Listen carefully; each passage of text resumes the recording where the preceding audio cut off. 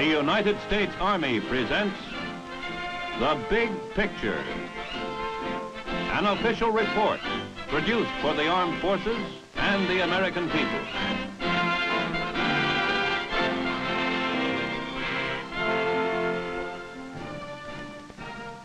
West Point, the United States Military Academy. Famed for its traditions, its long gray line, the spirit of its corps of cadets. Less familiar, yet the main business of the academy is education of the nation's future military leaders. Take, for example, the idea that a nation state wargaming as opposed to the invasion. A class in 19th century British literature. This, too, is West Point. All right, fine. Well, I think we can let that hang and go on. Sylvan historian. What's a Sylvan historian? Yes. Sir, it could mean two things. It could mean either that the historian is Sylvan of the woods himself, rustic nature and so forth, or it could mean that the history that he's telling about is a history of a pastoral scene or a pastoral history. Pastoral. Pastoral. And I think it's more the latter because from the rest of the poem, it doesn't show itself too well in this poem, in this part of the poem, but it can mean both. Education of the military leader and of the man. Awareness not only of man's achievements, but his ideas and aspirations. Truth is something that lasts. All these other things, breeding human passion, they die, they have their end, so they're not a real truth. They go. But truth is, something that's a truth today is a truth forever. While many classes resemble those at other colleges, education as well as life at West Point differs in the intensity of its demands. To carry out its mission, the Academy teaches cadets the highest standards of obedience, honor, and performance under stress. Every day is charged with responsibilities. Every minute accounted for. The classroom and preparation for it occupy most of the cadets' time. Of all the pressures, the intellectual pressure is the most severe. Every day, you must be ready. First year math, formal, precise, 80 minutes of difficult mental calisthenics. Section King, hot. Sir, Section 4B is all present. Take seats. Clear desks.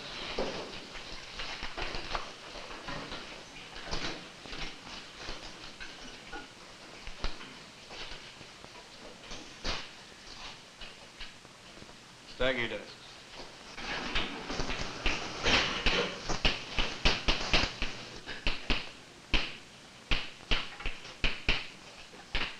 Anti-differentiate the quantity 1 plus the tangent squared of 3x. You have 3 minutes, commence work.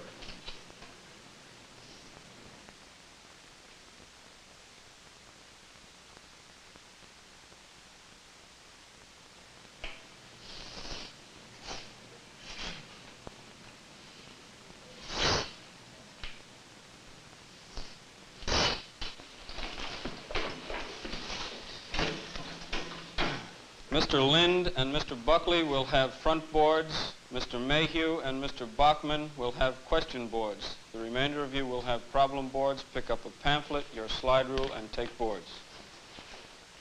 Math, a foundation for future scientific study.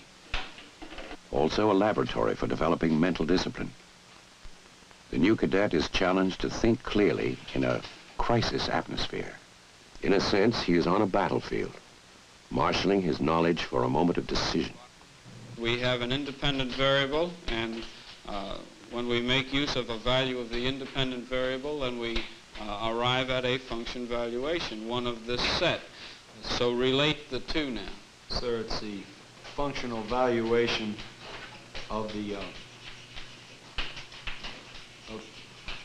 in a 1-to-1 ratio with the each value of the independent variable as the variable goes from one extreme of your interval to the other. All right. You said 1-to-1 ratio. Rather than use ratio, can you think of another word which is 1-to-1 correspondence. 1-to-1 correspondence, fine. Each problem, an exercise in organizing a plan that has step-by-step logic. How did you get from this step to this one? Especially in the first year, the recitation is formal to develop the habit of sure and effective communication. Sir, I am required to form the indefinite integral of this expression. I plan to do this by using the evaluation rule that we have learned in this lesson and by formulas that we have had in the past. Rocket, по-русски, ракета. Повторите. Each cadet must take 2 years of a foreign language. Да, хорошо. Among the 5 languages offered, Russian. Вопросы были? Да. Хорошо. Садитесь, господа. Здравствуйте. Здравствуйте. Хорошо. Тогда, господа, у нас сейчас будет горячий картофель. А что это горячий картофель? А, что? Горячий картофель, hot potato. Hot potato, да? Hot potato is when we ask each other questions, right? Да? No. Mental discipline first, later, judgment, independence of mind. Ultimate objective is not the beach, and as soon as you got onto the beach, you'd have to reorganize completely these forces because you have to set up sectors. You know, we can't have just a line of regiments coming across the terrain. So that I think that when you consider that your objective, that your beachhead is just your initial objective, I think that's not a very practical way to attack a beach. Mm-hmm. Mr. Vick. So you have a lot of specialized troops too, and each organic to each of these regiments. And if you're going to take all of them out of their own regiment and put them in as a first wave, you wouldn't have any control over them later through their own regiments. I don't think you'd really have that good a control either, because after your second wave, your next regiment hits the beach and moves in and through your first regiment. Yes. Now you've got 2 regimental commanders giving orders down. You've got units not used to working with each other, having to cooperate now. So it'd probably be better to try to keep them as intact as possible. Mm-hmm. All right, gentlemen, this is your first exposure to the Military Academy's nuclear reactor laboratory. This morning we're going to run through 2 very basic experiments. Knowledge in technical fields has been stressed since the founding of the Academy. Each of these sources puts out approximately 10 to the 7th neutrons per second. Again, you can tell we have a fast neutron counter on the bench. You can very, very easily tell that these things are quite hot. Okay, Mr. Fagan. The next thing we want to do is take a measurement of the actual neutron flux in the reactor without the center row of fuel tubes.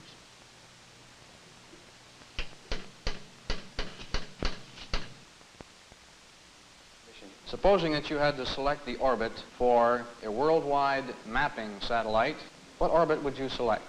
Well, sir, for this type mission, I believe that a polar orbit, which is as nearly circular as possible, would be necessary. The satellite will pass from pole to pole while the Earth is rotating about its axis, and thus this will enable the cameras to... Gentlemen, you have studied the gyroscope in mechanics. How is it used in a missile guidance system? Mr. Ivy, would you please come Engineering up principles and their application, particularly to the technology of modern defense. The gyroscope establishes a reference system with respect to inertial space. Any deviation from the pre-planned flight or path of the missile is detected by the gyroscopes. The fields of work of the military officer have grown increasingly complex. He must understand in order to organize and guide many undertakings. In addition to space problems, age-old earthly ones continue. Concrete bridge, 20 feet long.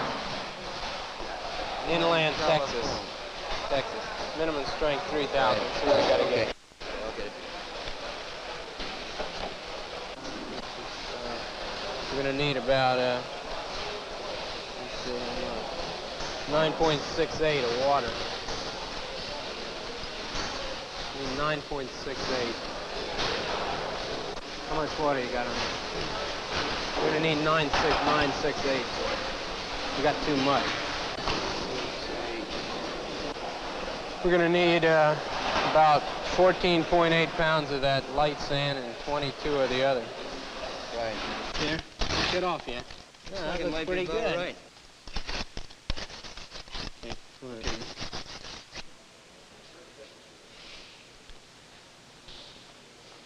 The next cylinder to be tested is group number 6. To refresh our memory, this was to have 4,000 pound per square inch strength in 28 days, mixed with a relatively small amount of water. We are hoping to hit somewhere in the range of 4,000 pounds to 4,600 pounds per square inch. Sergeant Ward, will you run the test? Hoping to hit a minimum of 4,000 pounds. So we have 2,000 pounds per square inch, 3,000, 4,000. Looks as if it will be adequate.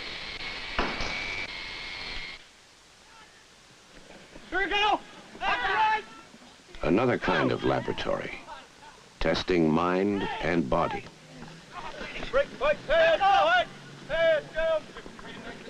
In a varied athletic program that includes sports as unusual as rugby, a cadet grows accustomed to the hard knocks of the playing field. He may miss once in a while, but as he improves, he gains in confidence. With success, his teammates look up to him. He senses their respect. He learns leadership. Over here, over! Hey, right. Buckle him! Push through! Go there. Come on, PJ. One open! Go! Back. Put it down! Down it! All right.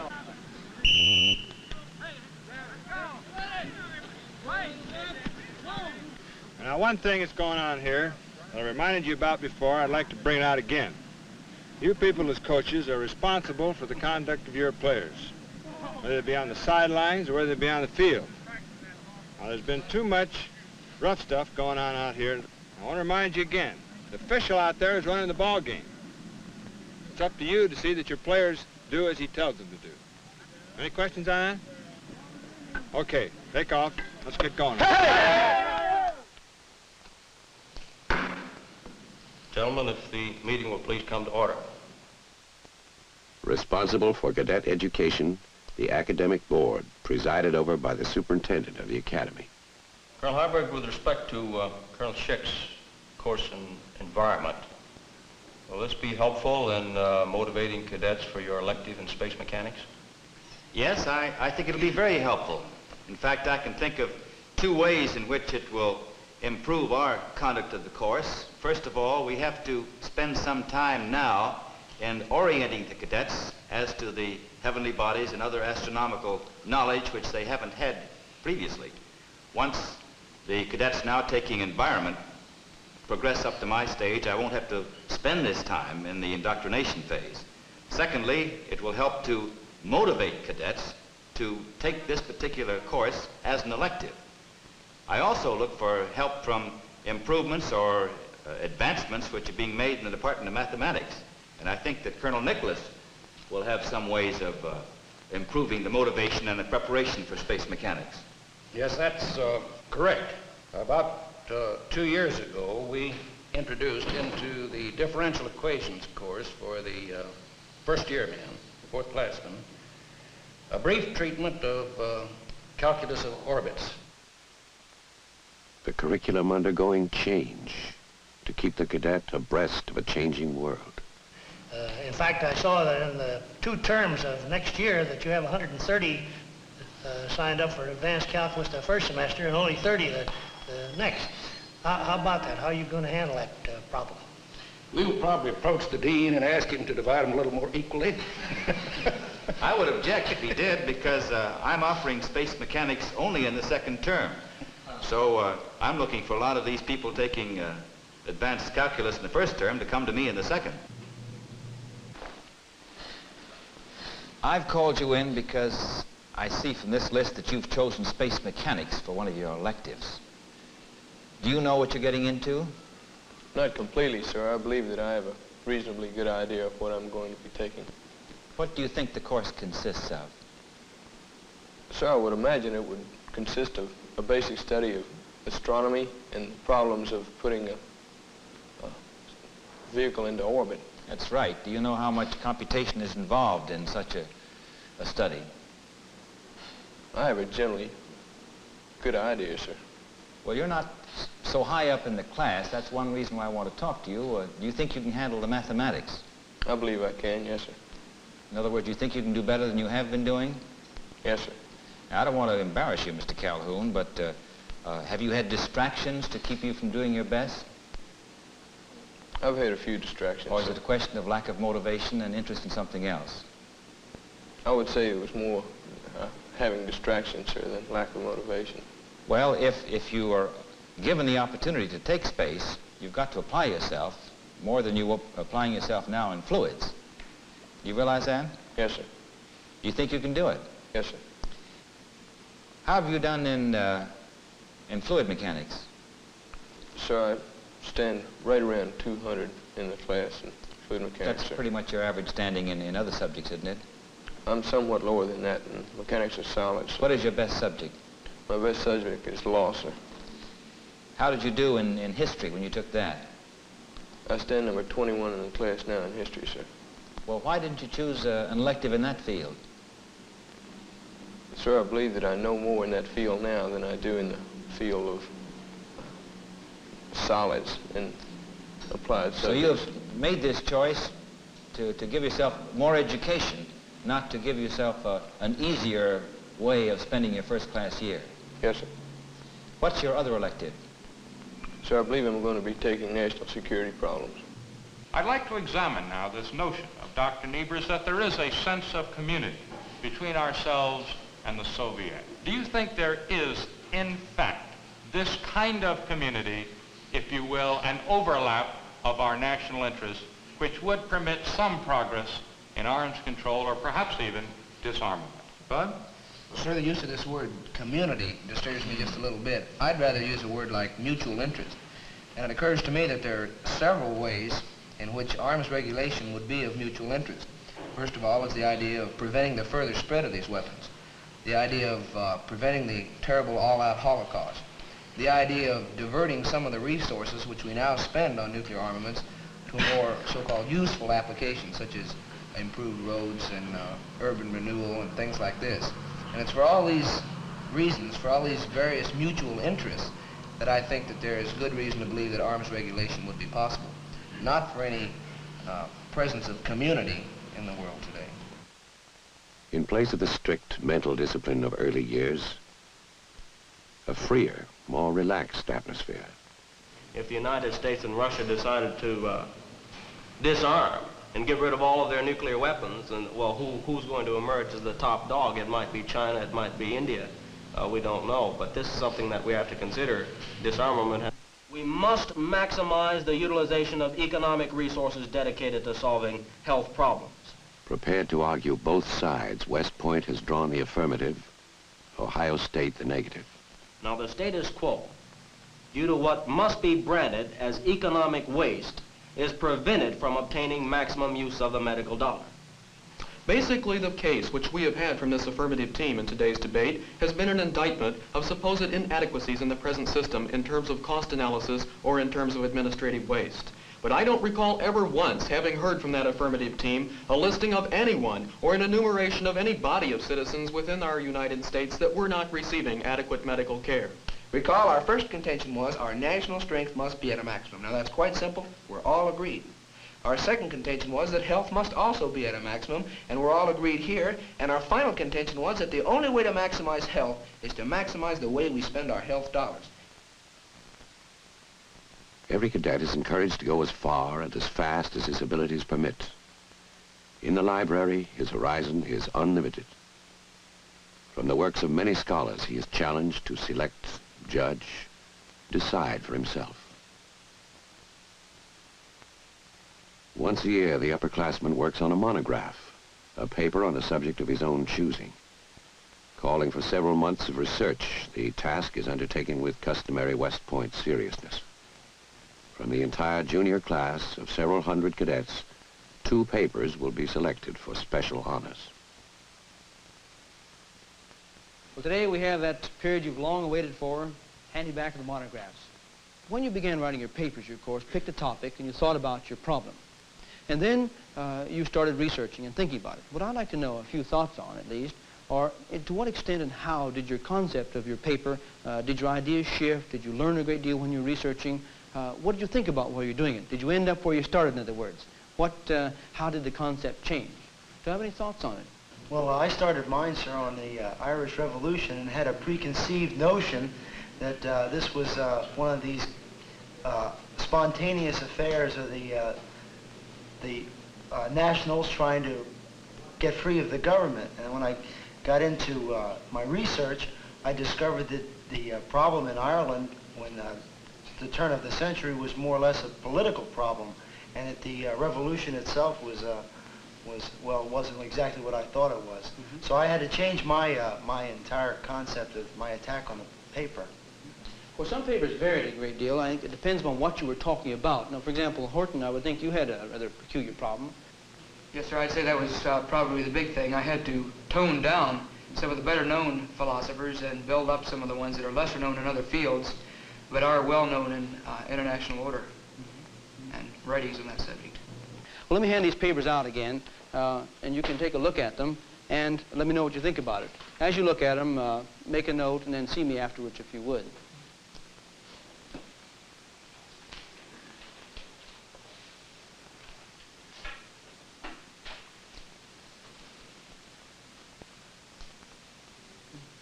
Did you hand in the paper? Yes, sir, I did. Well, as a matter of fact, it wasn't too bad a paper, I think. In fact, I think it was quite outstanding. What I've done, I've submitted it as our group paper to the prize monograph group. We'll hear before long what they finally done with it, but I think it might be worthwhile complimenting you on having done a very good job. I'm very pleased. I think that it's only fair to say that all these papers are first rate, and what we have to do is try and delineate between various levels of excellence. So I'll take a negative approach to this paper, knowing full well that some of you have got something nice to say about it, to put it mildly. I think that there's no question that Horton's done a very, very credible job measured in quantity. I think that he's expended considerable effort. So much so that he's exceeded the limitations by about 40%. Well, granted, but I think your point is that you stated 40% over. I don't think really he is in that sense. No. The point of you having too much quotation, maybe you're right in that sense. Well, I'm talking about total text, which does include quotation. Okay. After all, he's competing with other cadets who did stay within the prescribed limitations, it seems to on me. different topics, which are somewhat easier to digest, But perhaps. this is one of the purposes of exercise, too, to do something that can be done within the limitations. I think this is part of the learning exercise, it seems to me. Go ahead. Go ahead.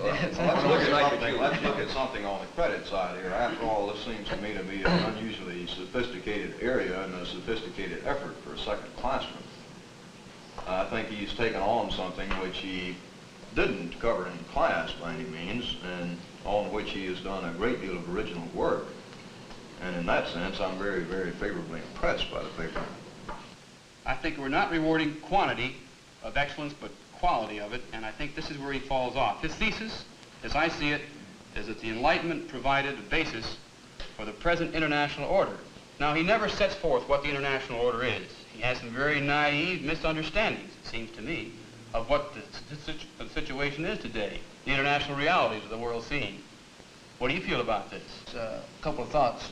Granted, the approach may be a bit naive and perhaps idealistic in one sense.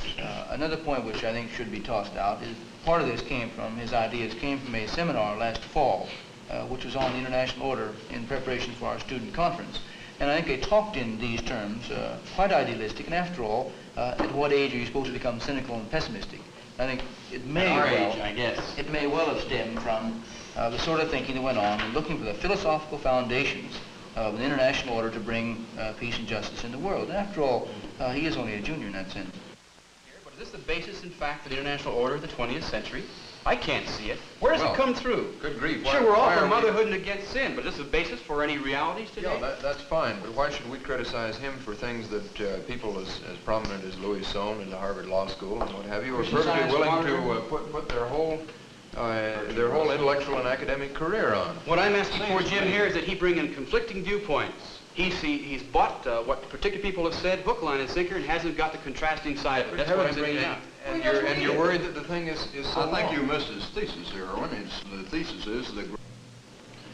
Well, I think also this certainly shows that every instructor who counsels a cadet in this program has a different idea of many things, and no group like this is ever going to come to complete agreement, obviously.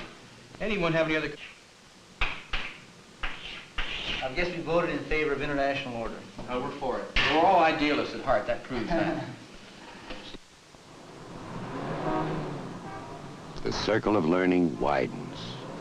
In trips away from the academy, the cadet begins to feel a separation from alma mater that is soon to come. West Point does not expect to produce military leaders within its confines or during 4 intensive years. The maturing experience will come afterward, during varied assignments for which West Point is given the broadest possible background. There will be time for further training as a military leader in many fields of knowledge. He will be training for the rest of his military career, but the period at West Point, if it has been successful, has not been training as much as it has been education. In this process of testing and nourishing his best qualities, a cadet sees the wide horizon of man's experience and is better prepared to apply man's accumulated wisdom to future problems. His broad education is essential for military leadership, for he will be confronted with difficult decisions affecting the destiny of others beside himself. He will be called upon to fill many roles: leader of men, advisor, administrator, peacemaker. To its men, West Point represents the highest standards, to be kept for a lifetime. To the world, West Point is a symbol of the vigor, the striving for excellence that takes place in a democracy, and the determination of free men to guard their freedom, now as in the past.